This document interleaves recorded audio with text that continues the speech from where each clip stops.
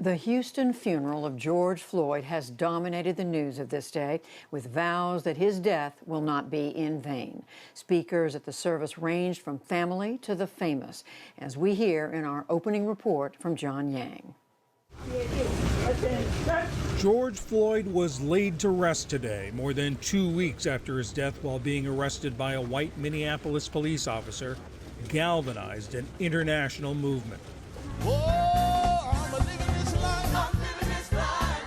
At his Houston funeral, mourners celebrated Floyd's life and reflected on how his final words, "I can't breathe," became a rallying cry in the fight against systemic racism. When he yelled, "Please, please, I can't breathe. I want justice for my brother, my big brother." That's Big Floyd. Everybody know who Big Floyd is now. Everybody gonna remember him around the world. He's gonna change the world. His assignment turned into a purpose. And that purpose was around the world, that there are people rising up that will never sit down until you get justice. My most favorite memory with my uncle was when he paid me to scratch his head after long days of work. We arrived at home. We even created a song about it called Scratch My Head, yeah.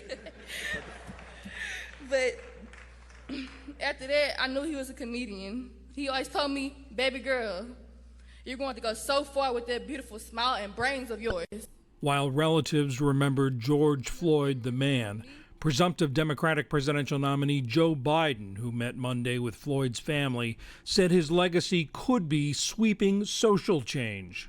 I think what's happened here is one of those great inflection points in American history, for real, in terms of civil liberties, civil rights, and just treating people with dignity.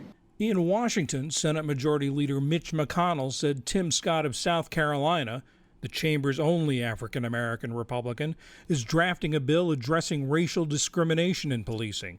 The announcement comes a day after House and Senate Democrats introduced a sweeping measure of their own. Hours before Floyd's funeral, President Trump used a tweet to promote the conspiracy theory, without offering evidence, that a 75-year-old protester shoved to the ground by Buffalo police could be an Antifa provocateur taking part in a setup. The man, a longtime peace activist named Martin Gugino, remains hospitalized. The two officers involved have been suspended without pay and charged with felony assault. In a suggestion of growing unease with the president, some Republican senators distanced themselves from the tweet. Yeah, I saw the tweet. It was a shocking thing to say, and I won't dignify it with any further comment. Outside the White House, the Park Service says temporary fencing around Lafayette Park will be removed by Wednesday. But the protests in Washington, D.C. and across the country show no signs of relenting. For the PBS NewsHour, I'm John Yang. Inside the church in Houston, the Reverend Al Sharpton delivered the eulogy for George Floyd. He honored Floyd's life and the movement sparked by his death. You said you wanted to touch the world. Well, God had already made you for that. But you didn't touch it in a basketball court or football court. God had something else for you to do. Because all over the world, George, they're marching with your name. You've touched the world in South Africa. You touched the world in England. You've touched every one of the 50 states. Even in a pandemic, people are walking out in the streets, not even following social distancing, because you've touched the world. And as we lay you to rest today, the movement won't rest until we get justice, until we have one standard of justice. Your family is going to miss you, George, but your nation is going to always remember your name. Let's hear more about these moments at the funeral and the community's response. Matt Harrop is with Houston Public Media. He was listening to the service at the church today. Matt Harrop, thank you very much for talking with us. We know it wasn't just the Reverend Sharpton. There were other speakers today. What was the larger message that they were delivering? Yeah, I think the larger message was one of action.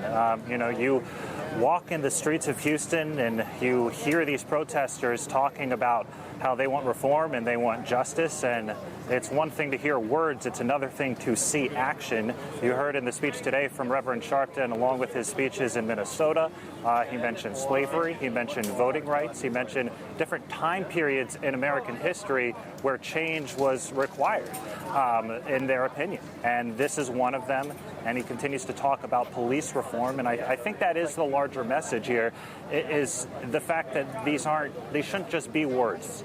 These should be actions as well, and I think that's what people want to see. Matt, we know you talked to people as they entered the church. Tell us about who was there. Tell us about whether they represent the wider Houston community, and what were they saying to you? It wasn't just the Houston community. Sure, you had Houstonians come out and show their support, but I talked to a gentleman who drove here all the way from Tulsa, Oklahoma. He is a professor, and he wanted to be here because it's not only in support of George Floyd and the family, but he talked about how this is a historic event, and he wanted to be here simply because it is a historic event.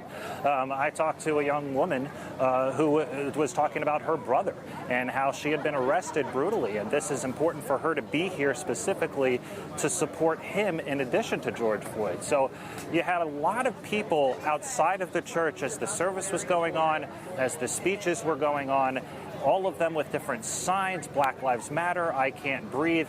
And it wasn't just Houstonians, it was people across the country who traveled here amidst a global pandemic to be here today in support of George Floyd and his family.